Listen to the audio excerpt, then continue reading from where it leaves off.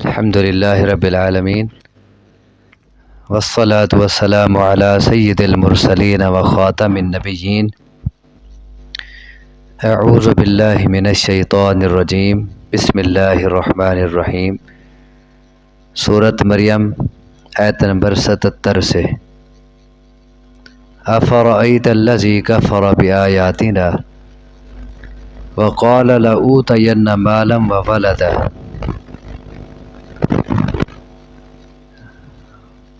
ذرا اس شخص کے بارے میں بتائیں جس نے کفر کیا ہماری آیات کے ساتھ اور کہا اس نے کہ البتہ ضرور دیا جائے گا مجھے مال اور اولاد. صحیح بخاری میں اس آیت کا شان نزول آیا ہے. یہ ایک صحابی تھا خباب بن ارت رضی اللہ تعالیٰ عنہ. پیشے کے اعتبار سے لوہار تھا، لوہے کا کام کرتا تھا. اس نے قرض لینا تھا ایک کافر سے، عاص بن وائل نامی کافر سے قرض لینا تھا. تو وہ اس کے پاس گیا کہ میرا قرض واپس کرو. عاص بن وائل نے کہا کہ میں تیرا قرض اس وقت تک نہیں دوں گا جب تک تو محمد کی رسالت کا انکار نہ کر دے صلی اللہ علیہ وسلم.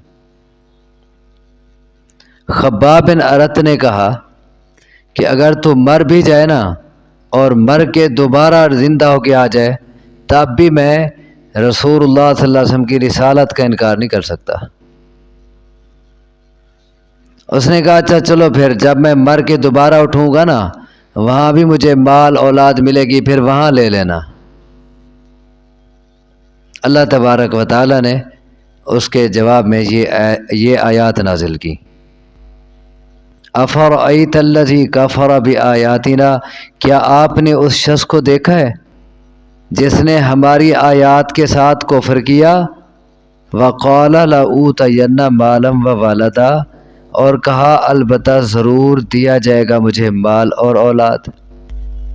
ذرا اس شخص کا حال تو دیکھیں، ہماری آیات کا انکار کرتا ہے، کفر کرتا ہے، اور پھر دنیا میں جو اللہ نے اسے مال دے دیا ہے، اولاد دے دی ہے، اب وہ یہ سمجھتا ہے کہ میں اللہ کا چہیتا ہوں، جس نے مجھے یہاں دیا ہے وہاں بھی دے گا.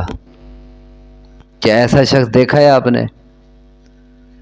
اور یہ ایسے ہی ہے جیسے اور جگہ کا ہے، اسی مفہوم کو ایک اور رنگ میں بیان کیا گیا ہے. وَلَئِن رُجِعْتُ إِلَىٰ رَبِّي إِنَّ لِي عِندَهُ لَلْحُسْنَىٰ، کہتے ہیں کہ اگر میں اپنے رب کی طرف واپس گیا تو وہاں بھی میرے لیے اچھائی ہوگی. جیسے دنیا میں امیر کبیر ہوں، اللہ نے مجھے نعمتوں سے نوازا ہے، اللہ کا مجھ پر بڑا فضل ہے. لوگ کہتے ہیں نا جس کو مال مل جائے، اولاد مل جائے، جائیداد ہو، کاروبار ہو، کہتے ہیں اللہ کا بڑا فضل ہے. حالانکہ وہ آزمائش ہوتی ہے، امتحان ہوتا ہے. تو وہ کہتا ہے کہ میں اگر وہاں چلا بھی گیا تو وہاں بھی میرے لیے اچھائی ہوگی جیسے دنیا میں میرے لیے اچھائی ہے. اس کا جواب اللہ تبارک و تعالیٰ دیتے ہیں اطلع الغیب، کیا وہ غیب پر مطلع ہوا ہے، غیب پر اسے اطلاع مل گئی ہے، اسے پہلے پتہ چل گیا ہے کہ یہ جب اللہ کے پاس پہنچے گا تو وہاں بھی اس کے لیے اچھائی ہوگی، وہاں بھی اسے نعمتوں سے نوازا جائے گا. ام اتخذ عند الرحمن عہدا، یا اس نے بنا رکھا ہے رحمان کے ہاں کوئی عہد، یا اس نے لے رکھا ہے رحمان کے ہاں کوئی عہد، یا اللہ نے اسے کوئی سرٹیفکیٹ دے دیا ہے کہ تو جنتی ہے، یہ لے پروانہ جنت کا. یا یہ غیب پہ خود مطلع ہو گیا ہے کہ اللہ نے جہاں جنتیوں کے نام لکھے ہوئے ہیں مثلا اس نے دیکھ لیا کہ ہاں میرا نام بھی اس میں کھڑا ہے اور مجھے بھی وہاں انعام مل رہا ہے. یا پھر اللہ نے اسے پروانہ لکھ کے دے دیا ہے، جنت کا سرٹیفکیٹ اس کے ہاتھ میں تھما دیا ہے. کیسے یہ باتیں کر رہا ہے؟ کلا، بالکل نہیں، ہرگز ایسا نہیں ہوگا. سنکتب ما یقول، ہم لکھ لیں گے وہ بات جو یہ کہتا ہے. وَنَمُدُّ لَهُ مِنَ الْعَذَابِ مَدًّا، اور ہم دراز کریں گے، طویل کریں گے اس کے لیے عذاب طویل کرنا، اسے ہم طویل عذاب دیں گے۔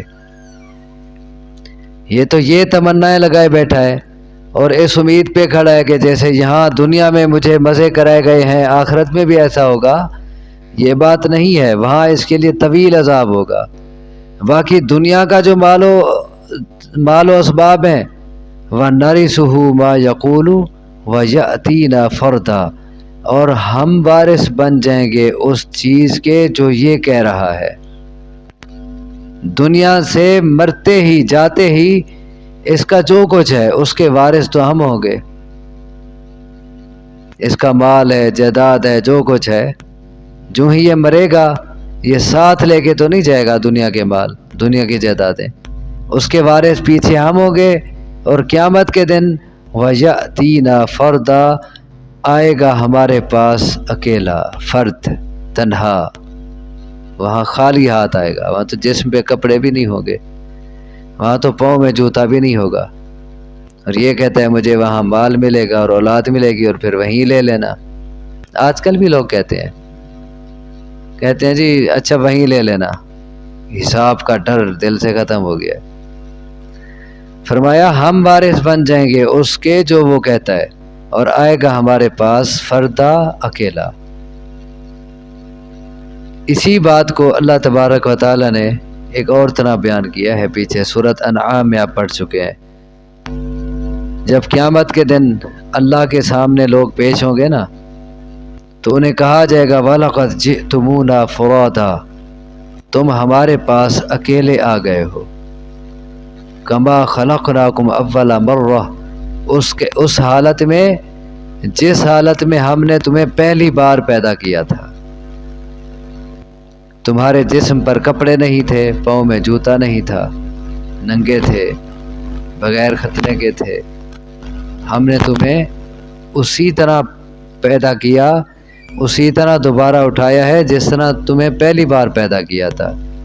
تم ہمارے پاس اکیلے آ گئے ہو۔ وَتَرَكْتُم مَّا خَوَّلْنَاكُمْ وَرَاءَ ظُهُورِكُمْ، اور ہم نے تمہیں جو کچھ عطا کیا تھا، جو نعمتیں دی تھیں، تم انہیں پیچھے چھوڑ آئے ہو، اب یہاں خالی ہاتھ ہو۔ وَاتَّخَذُوا مِن دُونِ اللَّهِ إِلَٰهًا لِيَكُونُوا لَهُمْ عِزًّا، اور انہوں نے بنا لیے اللہ کے علاوہ معبود، آلہہ، معبود الہ کی جمع ہے، اور انہوں نے بنا لیے ہیں اللہ کے علاوہ معبود۔ کیوں بنائے ہیں؟ لِيَكُونُوا لَهُمْ عِزًّا، تاکہ ہو جائیں وہ ان کے لیے معاون۔ انہوں نے معبود کیوں بنائے ہیں؟ تاکہ ان سے تعاون لے سکیں، تاکہ وہ معبود ان کی مدد کر سکیں، اور وہ مدد کیا؟ ان کی سفارش کر سکیں۔ ہؤلاء شفعاؤنا عند اللہ، اور جگہ آتا ہے کہتے تھے یہ اللہ کے ہاں ہمارے سفارشی ہیں۔ ما نعبدهم الا ليقربونا الى اللہ زلفا، ہم نے انہیں اس لیے معبود بنایا ہے کہ یہ ہمیں اللہ کے قریب کرتے ہیں۔ وہ ہم سے بہت دور ہے، براہ راست نہیں سنتا ہماری، یہ ہماری سیڑھی ہیں، یہ قریب کرتے ہیں، ہماری سفارش کرتے ہیں۔ انہوں نے معبود بنا لیے اللہ کے علاوہ تاکہ وہ معبود ان کے لیے عزا، معاون بن جائیں، مددگار بن جائیں، کہ جب ہمیں کوئی ضرورت ہو ہم انہیں کہیں کہ اللہ سے سفارش کرو، ہمارا کام کرا دو۔ ہم کسی مصیبت میں پھنسیں ہم انہیں کہیں، یہ اللہ کو کہہ کے ہم سے مصیبت ٹال دیں۔ اللہ تبارک و تعالیٰ اس کا جواب دیتے ہیں کلا، ہرگز نہیں، یعنی وہ معبود جن کی یہ عبادت کر رہے ہیں ہرگز نہیں، یعنی وہ ہرگز ان کے مددگار نہیں بنیں گے، وہ ہرگز ان کی سفارش نہیں کریں گے۔ سَيَكْفُرُونَ بِعِبَادَتِهِمْ، وہ تو الٹا انکار کر دیں گے ان کی عبادت کا۔ سَيَكْفُرُونَ، عن قریب انکار کر دیں گے وہ، بِعِبَادَتِهِمْ، ان کی عبادت کا۔ کیا مطلب ہے ان کی عبادت کا انکار کریں گے؟ یعنی ایک تو وہ کہیں گے کہ اللہ ہم نے انہیں نہیں کہا تھا کہ ہماری عبادت کرو یا ہمیں پکارو، اور دوسرا وہ کہیں گے اے اللہ ہم تو اس سے بے خبر تھے کہ یہ ہماری عبادت کر رہے ہوں، ہمیں تو پتہ ہی نہیں تھا۔ ان قریب انکار کر دیں گے وہ ان کی عبادت کا، وَيَكُونُونَ عَلَيْهِمْ ضِدًّا، اور وہ ہوں گے ان کے مخالف۔ ضد کسے کہتے ہیں؟ مخالف کو، متضاد اسی سے ہوتا ہے، اور وہ ان کے مخالف ہو جائیں گے۔ صرف یہ نہیں کہ ان کا ساتھ نہیں دیں گے، بلکہ ان کے مخالف ہو جائیں گے، کہیں گے کہ ہم نے انہیں نہیں کہا تھا ہماری عبادت کرو، اور وہ ایک دوسرے پہ لعنتیں بھی بھیجیں گے۔ مختلف جگہوں میں یہ مضمون بیان ہوا ہے کہ کس کس طرح وہ ایک دوسرے کے ساتھ وہاں مکالمے کریں گے، کس کس طرح ایک دوسرے کی مخالفت کریں گے، اور پھر یہی بھی کہہ رہے ہوں گے کہ اے اللہ ہمیں یہ جیسے ہم سے بری ہو گئے، سورۃ بقرہ میں آپ پڑھ چکے ہیں، جیسے یہ آج ہم سے بری ہو گئے، ہمارا ساتھ نہیں دے رہے، اے اللہ ہمیں واپس بھیج دے، ہم انہیں دیکھیں گے ہی نہیں، ہم ان سے بری ہو جائیں گے۔ پہلے تو انہی کے آگے جھکتے تھے، انہی کے نام کو نظر و نیاز دیتے تھے، انہی کو معبود سمجھ رکھا تھا۔ الم تر انا ارسلنا الشیاطین علی الکافرین، کیا نہیں دیکھا آپ نے کہ بے شک ہم نے چھوڑ رکھا ہے شیاطین کو کافروں پر، کافروں پر ہم نے شیطان مسلط کر رکھے ہیں۔ وہ کیا کرتے ہیں؟ تؤزہم عزا، وہ اکساتے ہیں انہیں اکسانا۔ وہ شیاطین کافروں کو خوب اکساتے ہیں، کس پر؟ کفر کرنے پر، غیر اللہ کی عبادت کرنے پر، ایمانداروں کی مخالفت کرنے پر وہ انہیں اکساتے ہیں۔ فلا تعجل علیہم، بس آپ نہ جلدی کریں ان پر، وہ اگرچہ شیطانوں کے بہکاوے میں آ کر مسلمانوں کی مخالفت کر رہے ہیں، ان کی راہ میں روڑے اٹکا رہے ہیں، لیکن ادھر حکم ہے فلا تعجل علیہم، آپ ان پر جلدی نہ کریں۔ کیا مطلب؟ یعنی آپ ان کے لیے بد دعا کرنے میں جلدی نہ کریں۔ دیکھیں ایک مومن کے صبر کو کیسے آزمایا جا رہا ہے کہ کفار ان کے خلاف ہیں، ان کو روکنے کی کوشش کرتے ہیں، ان کی دعوت نہیں پھیلنے دیتے، طرح طرح کی رکاوٹیں پیدا کرتے ہیں، اذیتیں دیتے ہیں، مارتے ہیں، لیکن ادھر اللہ کے پیغمبر صلی اللہ علیہ وسلم کو حکم دیا جا رہا ہے فلا تعجل علیہم، آپ ان پہ جلدی نہ کریں۔ اللہ نے جو مہلت دی ہے ان کو، وہ مہلت چلنے دیں۔ انما نعد لہم عدا، ہم گن رہے ہیں ان کے لیے گننا، ہم ان کا ایک ایک دن گن رہے ہیں، ان کی ایک ایک سانس گنی جا چکی ہے، وہ ہم گنیں گے، جب وہ پوری ہو جائے گی ہم خود ان کو کھینچ لیں گے، خود ان سے حساب لے لیں گے، آپ جلدی نہ کریں۔ ہم گن رہے ہیں ان کے لیے عدا، گننا، یعنی ان کا ایک ایک دن ہمارے ہاں گنا جا چکا ہے، ایک ایک سانس گنی جا چکی ہے۔ یوم نحشر المتقین الی الرحمن وفدا، اس دن کو یاد کریں جس دن ہم اکٹھا کریں گے پرہیزگاروں کو رحمان کی طرف، وفدا، وفد کی صورت میں۔ متقی پرہیزگار لوگ جب قبروں سے اٹھیں گے ان کو رحمان کی طرف چلایا جائے گا، تو کس صورت میں؟ وفد کی صورت میں۔ وفد کون ہوتا ہے؟ معزز مہمان جو آتے ہیں، خصوصاً جو شاہی مہمان ہوتے ہیں، جو وفد بادشاہ کو ملنے آتا ہے تو ان کے تو قدم زمین پہ نہیں جاتے، بھی ہم فلاں بادشاہ کے مہمان ہیں، اور ادھر یہ متقین کس کے مہمان ہوں گے؟ بادشاہوں کے بادشاہ کے مہمان۔ مالک الملک جو ہے، قل اللہم مالک الملک، جو تمام بادشاہتوں کا مالک ہے، جو حقیقی مالک ہے، جو حقیقی بادشاہ ہے، آج متقی لوگ اس کے مہمان بن کے جا رہے ہیں وفد کی صورت میں۔ جس دن ہم اکٹھا کریں گے پرہیزگاروں کو رحمان کی طرف، وفدا، وفد کی صورت میں۔ اور اس کے برعکس وَنَسُوقُ الْمُجْرِمِينَ إِلَى جَهَنَّمَ وِرْدًا، اور ہم ہانک کے لے جائیں گے مجرموں کو جہنم کی طرف جبکہ وہ پیاسے ہوں گے۔ مجرم لوگ ان کو جہنم کی طرف کیسے لے جائیں گے؟ نسوق کا یہاں لفظ آیا ہے، پیچھے وفدا، وفد کی صورت میں، اور ادھر ہے نسوق، ہم ہانک کے لے جائیں گے۔ ہانکنا ہوتا ہے جانور کے پیچھے ڈنڈا لے کے چلنا ہوتا ہے نا، چرواہا وہ ڈنڈا لے کے چلتا ہے، اور خصوصاً جب جانور نہ چل رہے ہوں تو وہ پھر ان کو ہانکتا ہے، ہکلیں دے انہیں گزرے کیے جاتے ہیں۔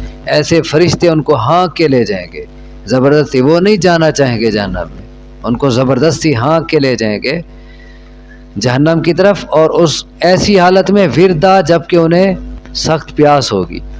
اب آدمی کو لگی ہو پیاس اور اسے بجائے اس کے کہ پانی مشروب پیش کیا جائے یا کہیں ٹھنڈی چھاؤں میں بیٹھنے دیا جائے، ابھی کچھ سستا حال ہے، الٹا اسے دھوپ میں ہانک دیا جائے اور پانی کا قطرہ نہ دیا جائے، کیا حالت بنے گی اس کی؟ اور وہاں دھوپ کیا، وہاں تو جہنم کی طرف جا رہے ہیں اور وہاں ان کی کیا پیاس بجھنی ہے۔ ہم ہانکیں گے ہم مجرموں کو جہنم کی طرف وردا پیاس کی حالت میں۔ لا یملکون الشفاعۃ، اب وہ کہتے تھے نا کہ ہم ان کی عبادت اس لیے کرتے ہیں کہ وہ ہمارے معاون بنے، سفارشی بنے۔ اللہ تبارک و تعالیٰ قانون بیان کر رہے ہیں کہ سفارش وہاں کون کر سکے گا۔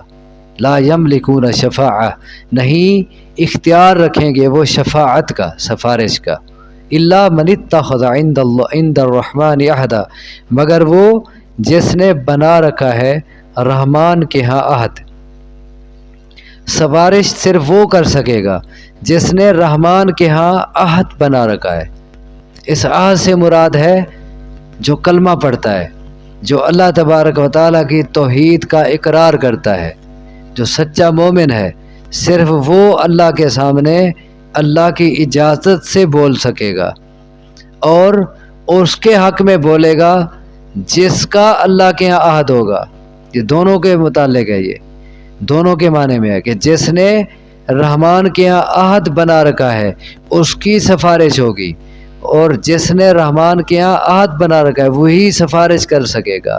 یعنی ایک موحد صرف موحد کی سفارش کر سکے گا رحمان کی اجازت سے، ورنہ اجازت کے بغیر کون اس کے سامنے بول سکتا ہے؟ من ذا الذی یشفع عندہ الا باذنہ، سورۃ آیت الکرسی میں آپ پڑھتے ہیں، کون ہے جو اس کے سامنے سفارش کر سکے سوائے اس کی اجازت کے؟ اللہ تبارک و تعالیٰ سے دعا ہے مجھے آپ کو سمجھنے کی، عمل کی توفیق عطا فرمائے۔ اقول قولی ھذا واستغفر اللہ لی ولکم وآخر دعوانا ان الحمد للہ رب العالمین۔